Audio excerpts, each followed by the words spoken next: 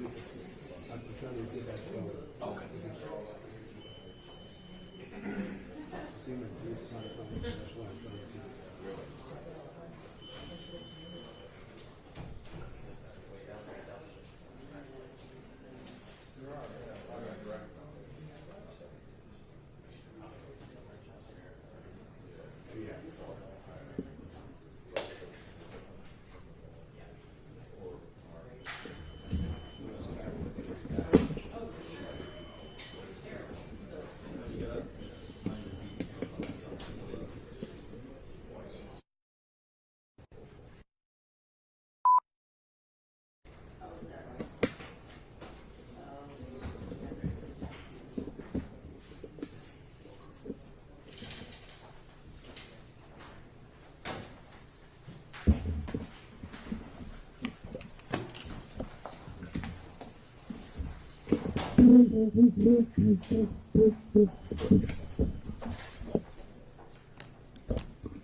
Good morning. About 2:30 a.m. this morning, or around about 3, I received a text from Jesse Jackson Jr. that Reverend Jesse Jackson had passed.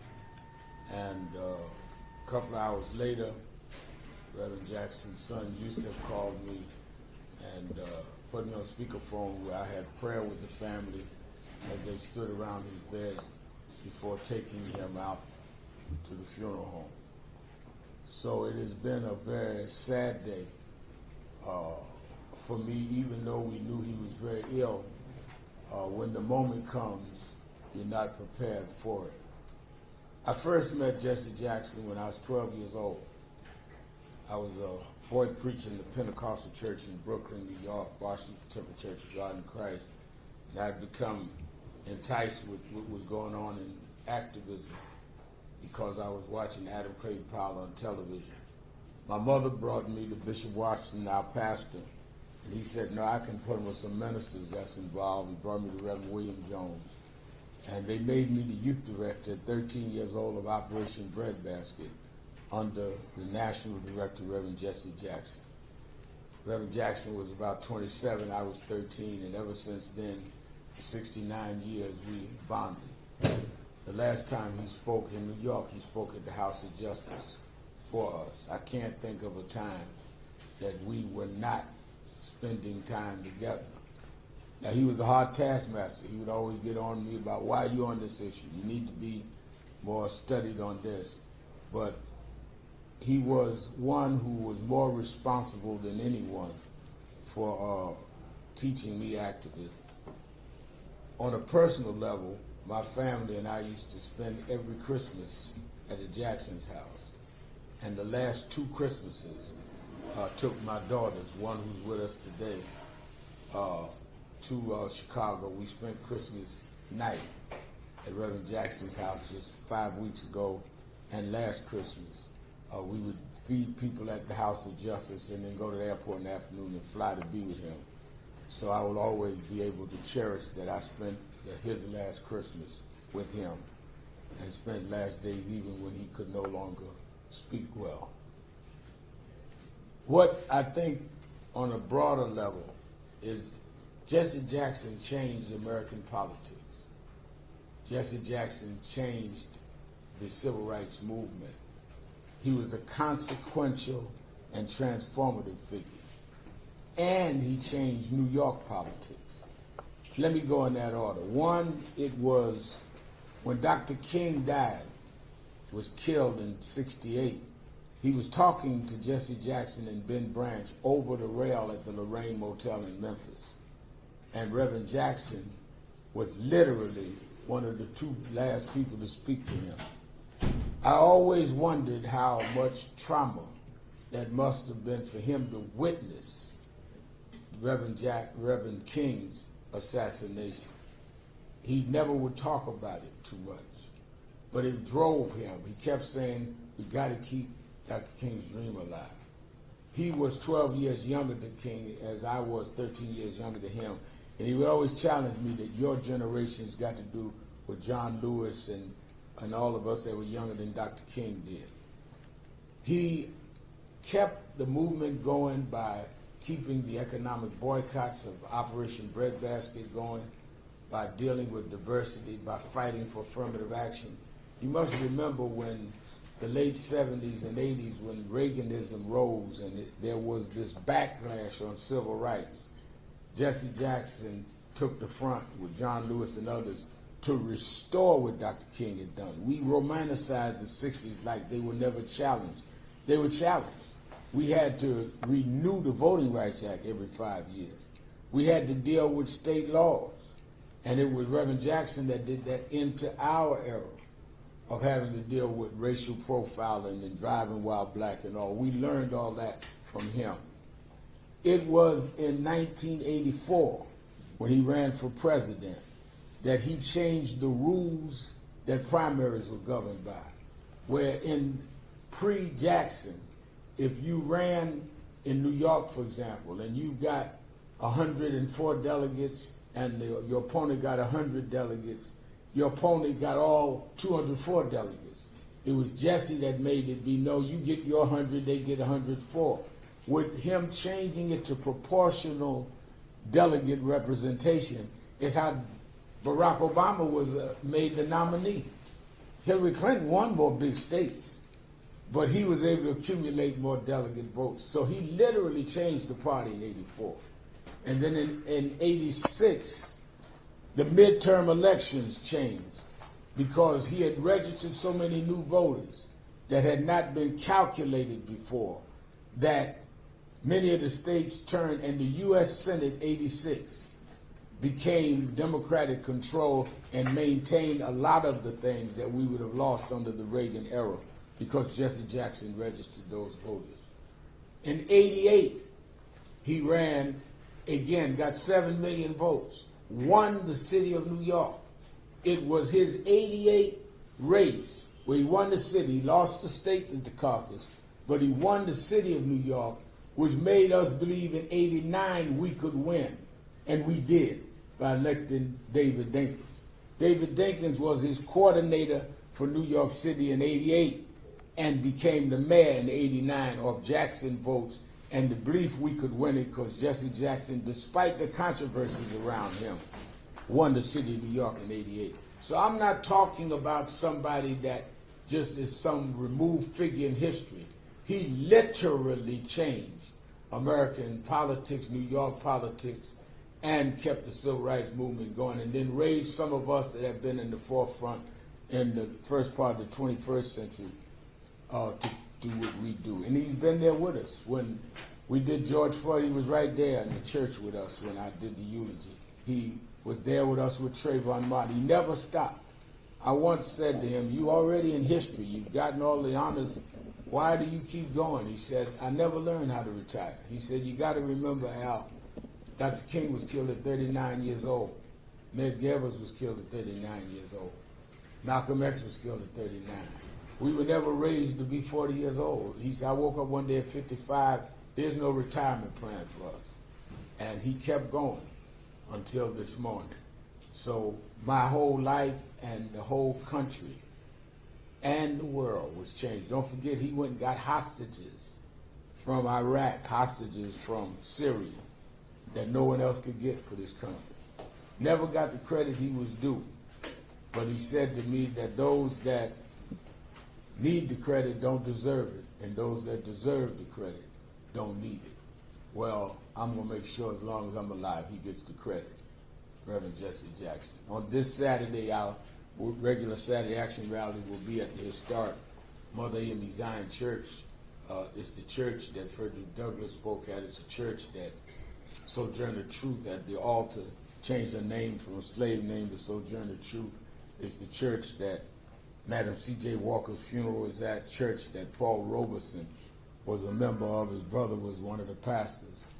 So in Black History Month, we're going to dedicate the action rally this week to Jesse Jackson, which was the last organization he spoke for in the city of New York. Last time in Harlem, when he left the House of Justice, we took him to Sylvia's. And I never forget when he finished, we had to help with the fork. And he told me, wheel me into the kitchen, and he shook hands with all of the people in Sylvia's restaurant shook hands with him in the kitchen. That's the last time he was here. So we're going to honor him. We're asking all of our city officials to join us there. We are the organization that Dr. Jackson worked with, and we're going to honor him this Saturday. We want all of them to come and give their condolences in a New York salute to Reverend Jesse Jackson. Any questions? Yeah, Reverend Sharpton, what did he open your eyes to? What did he help you realize that you didn't know or weren't aware of, or how you got better? He opened my eyes in two ways. He opened my eyes that we could make a difference, we could make change, that we could not be cynical. So by him running, as never had been an elected official, with most black elected officials at that time not with him in '84. When he ran and did that, I believed that we could make a difference. We could change laws. And which is why I went from just being bitter to trying to be better and be able to help change the system by not just fighting the system, but fighting it inside and outside at the same time. What he did for me personally, I was born and raised in Brooklyn. My father left when I was 10. Unlike many other ministers that I looked up to, I didn't come from a high pedigree, nice family with my father and grandfather and great-grandfather preachers. My father left. Jesse was born out of wedlock. He taught me, his slogan was, "I am somebody." It's not how you're born, it's where you go with it. So he made me believe even a kid on welfare in Brownsville, Brooklyn, could be somebody because of Jesse Jackson taught me that. Look what he did. Born out of wedlock in Greenville, South Carolina. If he could do it, I could do it. It's easy for a preacher that's got PhD and his daddy was a big preacher and granddaddy. It's easy for him to do it. It wasn't easy for Jesse. And he taught me that it didn't have to be easy for me, but I can make it anyway. Good morning, Reverend Sharpton. I was just looking at some of the archival video this morning. One of them that just popped up was the March in 1995 against the social service cuts against Governor Pataki. Just what do you remember? Take us back to that day and what you remember about how powerful that bid was with Reverend Jackson. In 1995, they had cut the budget. Pataki had just been elected in '94. And I decided we were going to do a 10-day walk from New York to Albany. And we started at the King Baptist Church where Wyatt T. Walker was pastor, then Dr. King's aide, and we'd walk 1.5 miles a day. Reverend Jackson flew in and said, "I'm going to start the march with y'all and finish with y'all."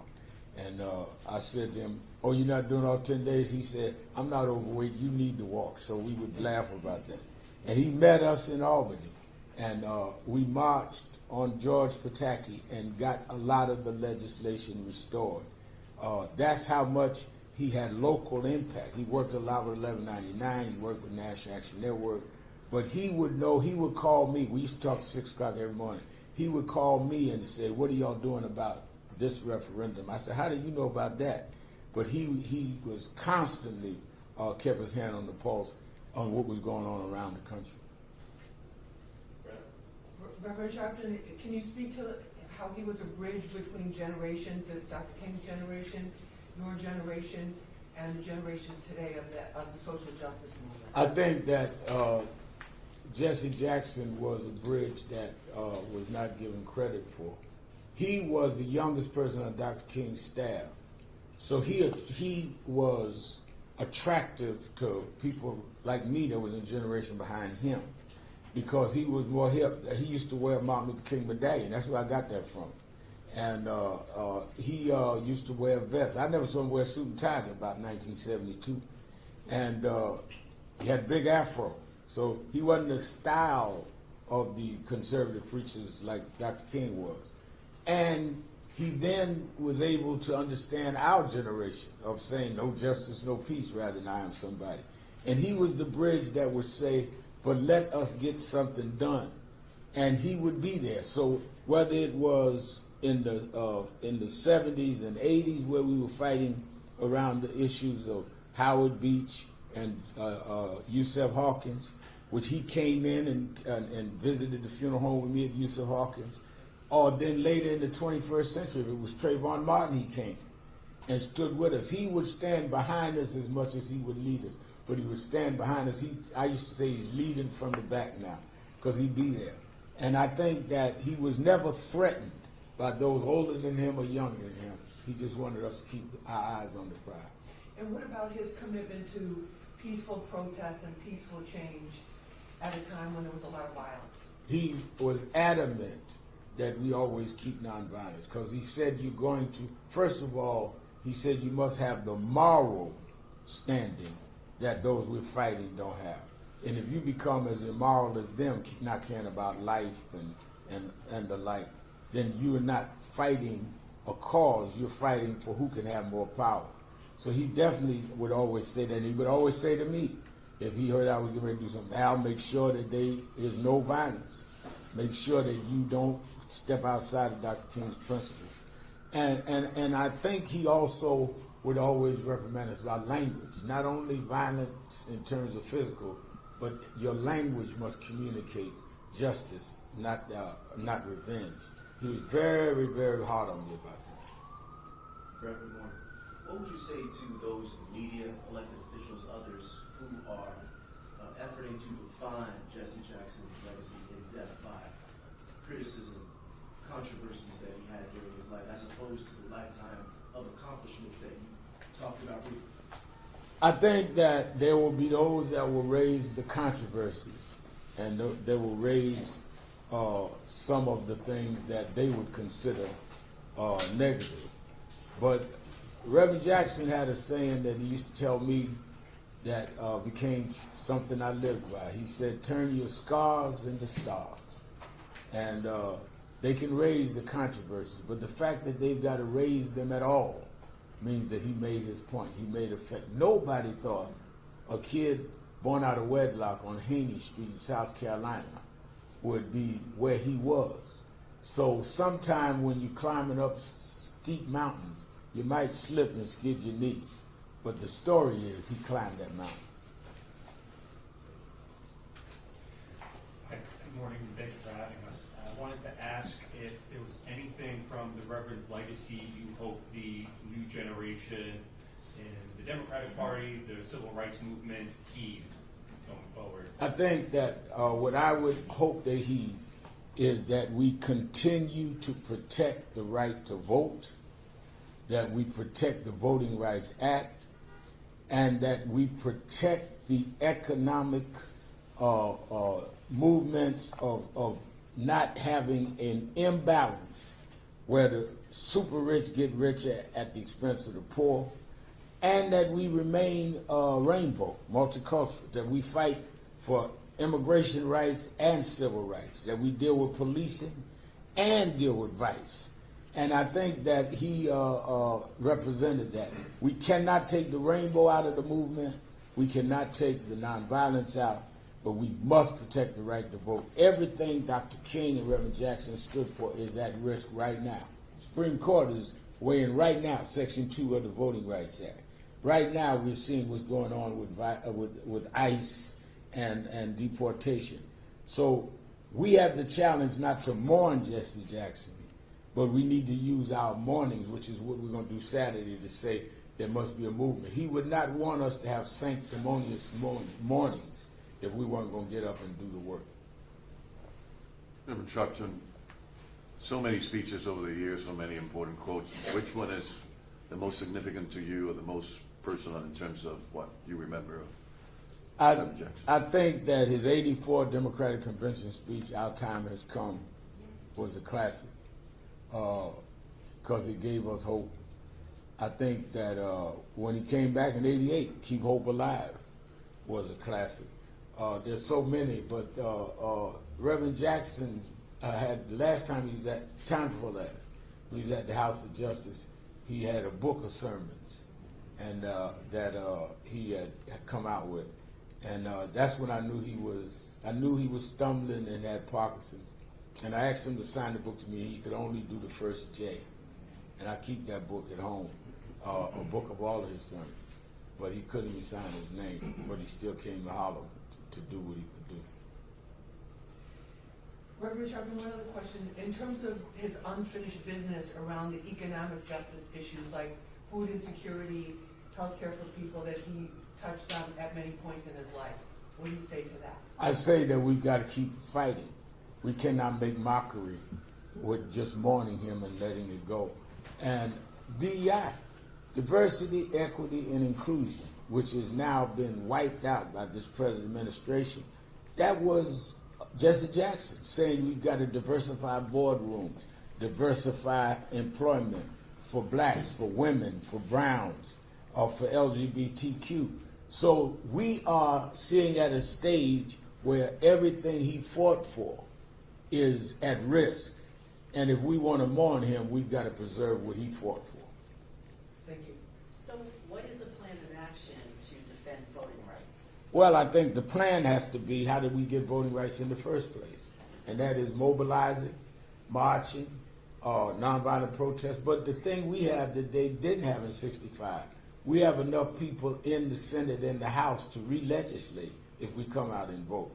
If we come out in the right numbers, a member of the National Action Network named Hakeem Jeffries would be the Speaker of the House and can call the hearings and find out what's really going on in ICE. So every time it looks hard to me, I think about how hard it was for Jesse when he was a student leader in North Carolina, how hard it was for Dr. King. We don't have the right to complain. They turned the country upside down, and they didn't even have social media.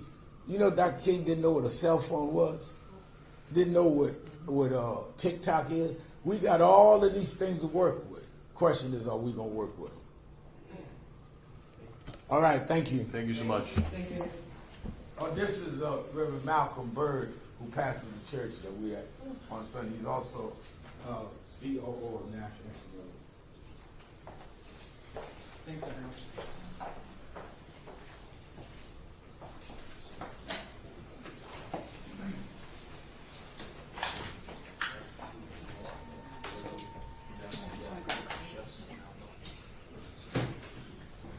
You want not there? Wherever you set me up, that's where I'll go. We can go downstairs. We can go downstairs. That's fine.